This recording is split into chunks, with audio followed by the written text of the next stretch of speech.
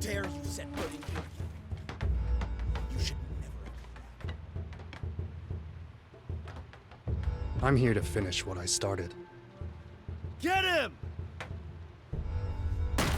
Having grown up on martial arts media, sneaking midnight viewings of classic Golden Harvest movies, and breaking far too many joysticks playing IK+, I've always gravitated towards the more cinematic brawlers such as the 2004 classic Rise to Honor. In a genre that nowadays tends to lean into one-on-one tournament fighters, I've been looking for a much more cinematic, full-blooded experience, and boy, has Slow Clap delivered a foot to the face of the genre. The game opens up on a strong note. You control a man on a mission, tearing through a house, dispatching enemies with deft style until you encounter your target, who you fatally dispatch. Triumphant? No. It's not his story. It's the story of a child, hidden away having just witnessed his or her father killed by an assassin, and swearing vengeance. We then time jump to the boy as a young 20-year-old, rampaging through modern-day China, playing out that vengeance. It won't be the only time we see him age.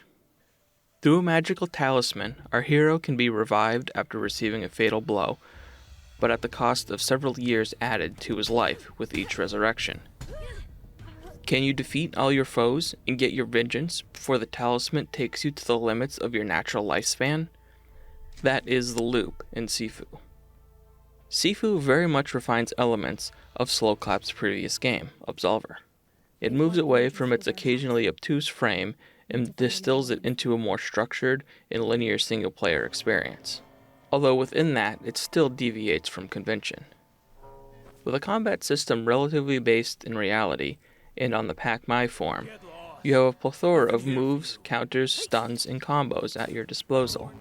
Their effectiveness hinges upon both you and your opponent's structural gauge, which when broken opens them up to a finisher. Mechanically, this is all sound, but what really gives Sifu its kick is fight interactions with the environment. The mix of robust combat and seamless animation has heads, backs, and arms cinematically bouncing off tables, walls, railings. It all feels very moment to moment and impactful. The real hook of this game is the combination of the aging mechanic and refining the runs through each level.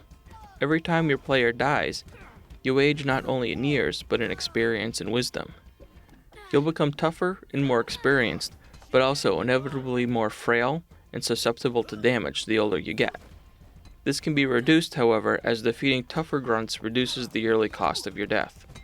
Occasionally, however, you will have the opportunity to reset your years completely, which brings us to the upgrade and skill tree. At various points in your travels, you will find green dragon ornaments, where you can either spin your game currency, split between XP points and game score, which will allow you to buy perks like weapon durability, health regeneration, tougher structural bar, etc. However, the more you have aged in your current run, the more perks are closed off. More interesting is the actual move tree, which on initial XP purchase are only for one run. However, after that, it is possible to purchase them permanently for a multiplied cost. This opens up your progression options nicely.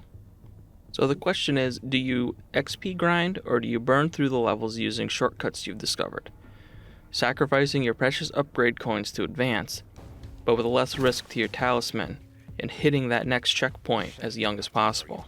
It's an engaging loop that nicely dodges repetition. Sifu is a game that rewards focus but doesn't let you off lightly with mistakes.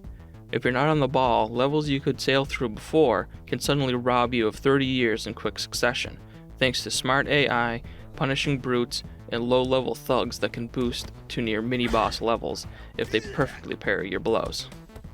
The aesthetic of the game is also striking. It has a deceptively simple but effective character design, angular but with very distinctive enemy designs, and delivered with an almost pastel, painterly-like palette. Environments are varied and drive the cinematic influence, with gritty brawls in a decrepit apartment complex having a heavy nod toward the raid. A surprise shift into a side-scrolling corridor gauntlet is pure old boy. There's also nice variety, moving from derelict slums to neon-soaked nightclubs. The soundtrack also really lifts the mood, with a driving score and some crunchy, deep thuds adding weight to the combat.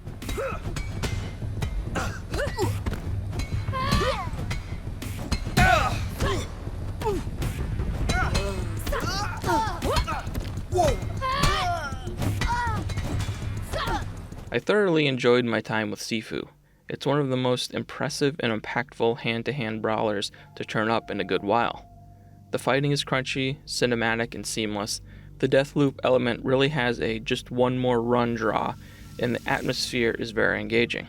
As a lover of both the game genre and kung fu media, I can't recommend it enough.